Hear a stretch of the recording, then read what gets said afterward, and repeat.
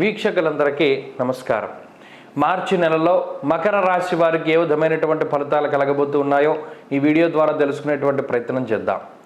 మార్చి నెల మకర రాశి వారికి చాలా అదృష్టాన్ని ఇవ్వబోతూ ఉన్నది. ఎందువల్ల ఇప్పటి వరకు యోగించేటువంటి గ్రహాల యొక్క సంఖ్య చాలా తక్కువ. జన్మ కుజుని దోషము, అర్ధాష్టమ గురుని దోషము, ఏలిన నాటి శని దోషము ఇత్యాది దోషాలతోటి చాలా ఇబ్బంది పడుతూ ఉన్నటువంటి రాశి మకర రాశి.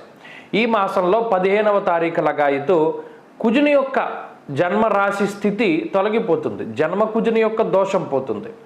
అలాగే ఈ మాసంలోనే 14వ తారీఖు నాడు తృతీయ స్థానంలోకి రవి సంచారం ఉంటుంది. అనగా ఇక్కడ రెండు బలమైనటువంటి గ్రహాలు రవి కుజులు, ఆదిగతౌ ఫలదౌ రవి భౌమౌ, వెంటనే ఫలితాన్ని ఇచ్చేటువంటి రెండు గ్రహాలు కూడా మార్పు చెందడం అనేటువంటిది మకర రాశి వారికి మంచి విషయంగా చెప్పచ్చు.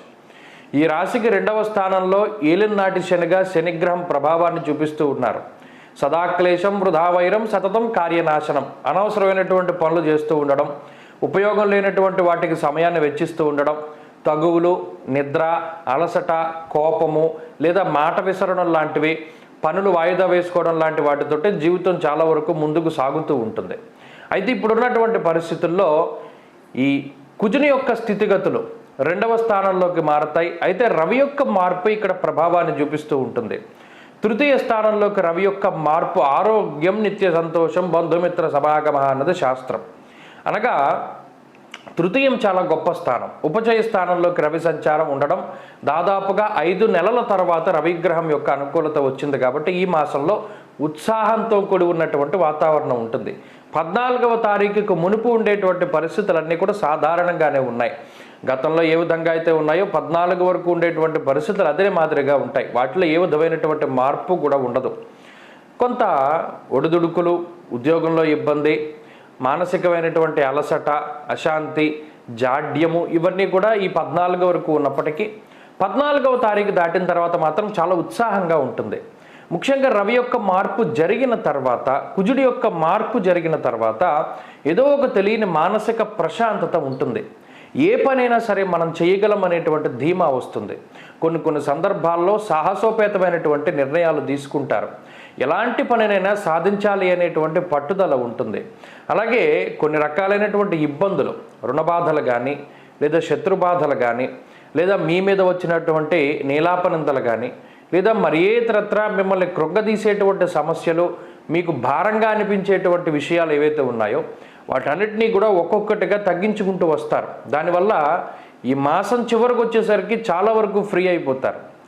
గతంలో ఉండేటువంటి ఇబ్బందులు ఉండవు, గతంలో ఉన్నటువంటి సమస్యలు ఉండవు. ఒక స్పష్టమైనటువంటి అవగాహన ఉంటుంది.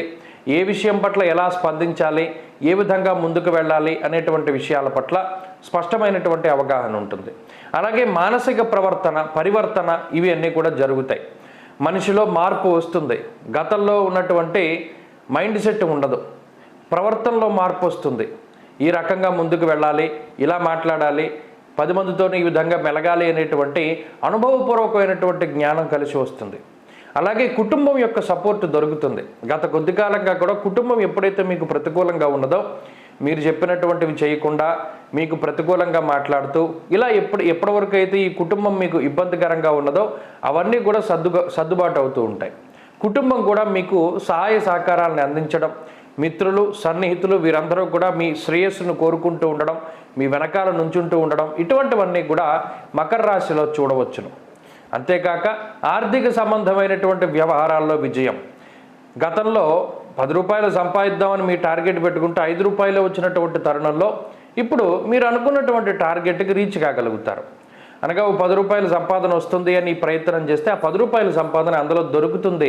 దానివల్ల కూడా కొంత సంతోషం ఏర్పడుతుంది. ఇలా గత మాసంతో పోల్చుకుంటే ఆర్థిక అభివృద్ధి, ఆరోగ్యాభివృద్ధి, సంతానాభివృద్ధి, కుటుంబాభివృద్ధి, అలాగే మీ యొక్క స్థాయి కూడా పెరుగుతూ ఉండడం, సమాజంలో కొంత మంచి పరిస్థితి రావడం లాంటి అంశాలన్నీ కూడా మకర రాశి వారికి ఉన్నాయి.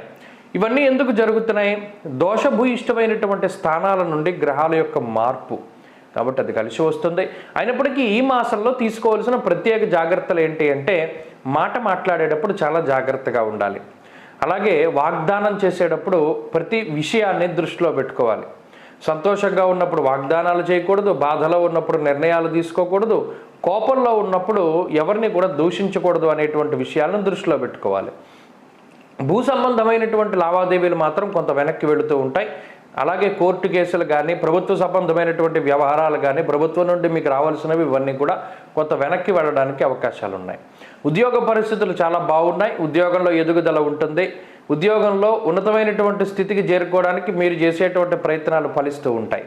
వ్యాపార లాభానికి గ్రహస్థితి ఉపకరిస్తూ ఉంటుంది. వ్యాపార పరంగా ఉన్నతమైనటువంటి స్థితి కలగడానికి, లాభాన్ని ఆర్జించడానికి, కొత్త వ్యాపారాల అభివృద్ధిలో ఉండడానికి కూడా ఈ గ్రహస్థితి సహకరిస్తుంది.